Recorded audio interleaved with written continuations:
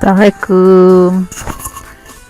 Jumpa lagi kita dalam pembelajaran produktif TITL, khususnya mata pelajaran instalasi tenaga listrik kelas 11. Kali ini kita akan bahas mengenai KD 31 dan 41, pasangan KD pengetahuan dan keterampilan, yaitu instalasi tenaga satu pas. Ini adalah pertemuan yang ketiga. Nah, sekarang kita akan bahas jenis-jenis kabel dan fungsinya. Apa saja isi penghantar. Jadi di tujuan pembelajaran kita akan bahas mengenai jenis-jenis kabel, fungsinya, dan kegunaannya, dan pemilihan kabel. Jadi diharapkan setelah mempelajari ini kita bisa tahu, oh kalau untuk ini kabelnya mana yang bagus.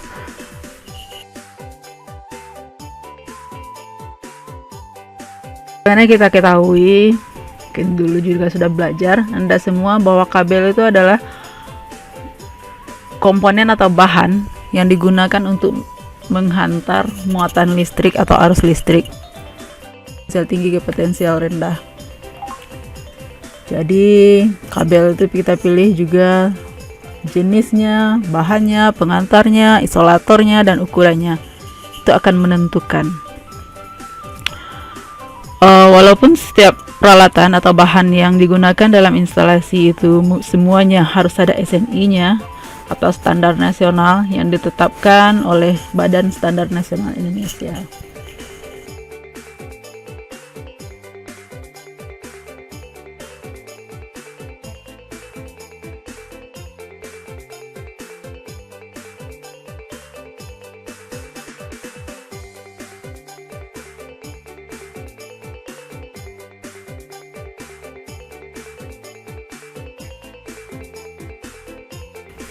Jadi bagian-bagian kabel itu pada umumnya ada intinya dan isolatornya di sisi luar. Inti dan isolator inilah yang akan menentukan jenisnya. Yang pertama, mungkin pengelompokan kabel itu berdasarkan tegangan. Ada tegangan rendah, ada yang tegangan tinggi, tegangan menengah.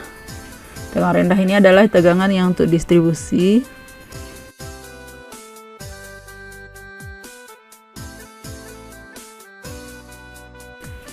Lalu jenis kabel berdasarkan konstruksi, ada yang pejal atau selit padat, ada yang berlilit, ada yang serabut, ada yang persegi yang disebut juga dengan busbar. Dan jumlah penghantar di dalam kabel tersebut ada yang simplex, berarti intinya 1, ada yang duplex, isinya 2, ada yang triplex, isinya 3, ada yang quadruplex, berarti isinya 4. Itu berdasarkan intinya. Sedangkan jenis kabel yang sering digunakan pada instalasi ada yang namanya NYA, NYM, NYY, NYAF,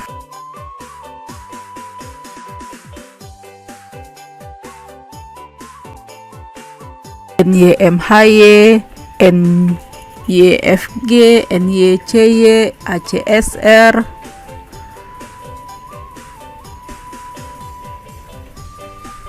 Ada juga kabel acar ke-9, ke-10 ada kabel BC, 11 ada kabel AAC.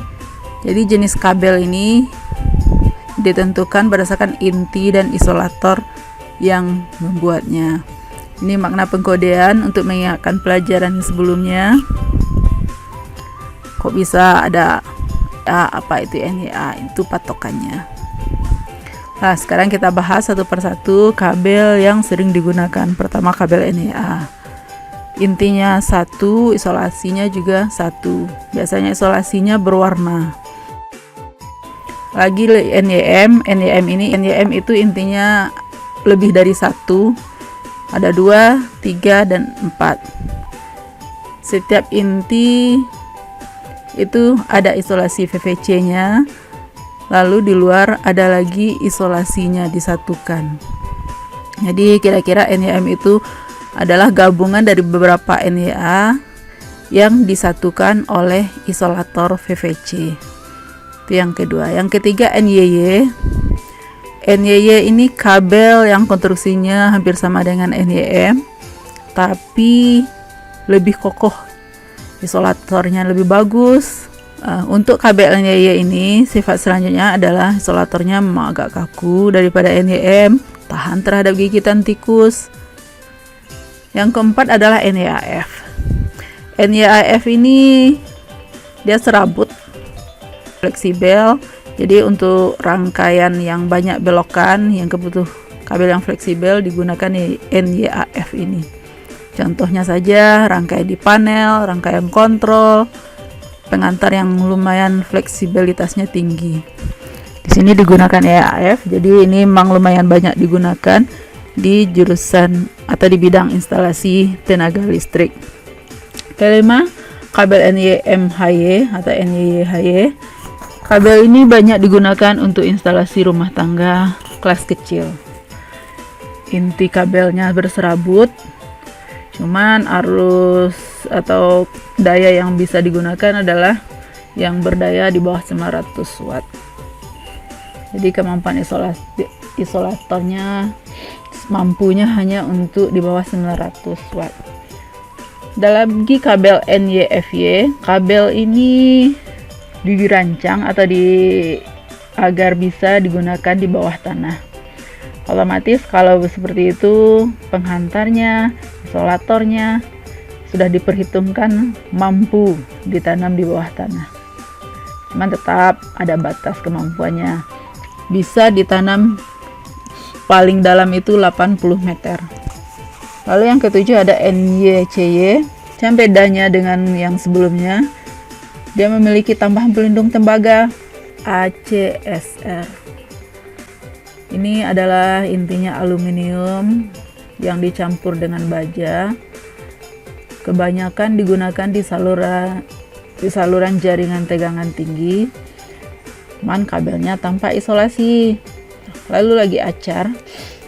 ACAR ini kabelnya hampir sama dengan ACSR, berarti tanpa isolasi. Kabelnya lumayan kokoh dan kuat, kebanyakan digunakan pada jaringan distribusi dan transmisi.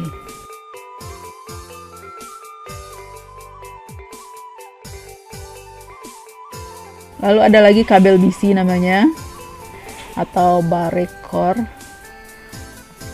Kabel ini juga tidak memiliki isolasi. Kebanyakan atau sering digunakan pada instalasi penangkal petir dan grounding. Cuman untuk pemakaian di gedung atau bangunan mudah terjangkau, tetap harus ada VVC-nya untuk keamanan manusia dan makhluk lainnya. Ada lagi kabel AAC. Nah, kabel ini juga hampir sama sih dengan yang BC tadi. Cuma kalau dari penggunaan jarang digunakan karena mungkin dari segi ekonomis AAC ini lebih mahal daripada BC. Jadi kebanyakan penggunaan di lapangan yang digunakan adalah BC. Itulah jenis-jenis kabel yang telah diperkenalkan dalam pembahasan kali ini. Jadi pada pertemuan selanjutnya kita akan lihat bagaimana betul bentuknya dari ke-11 jenis kabel. Sampai di sini dulu pertemuan kita. Terima kasih. Assalamualaikum.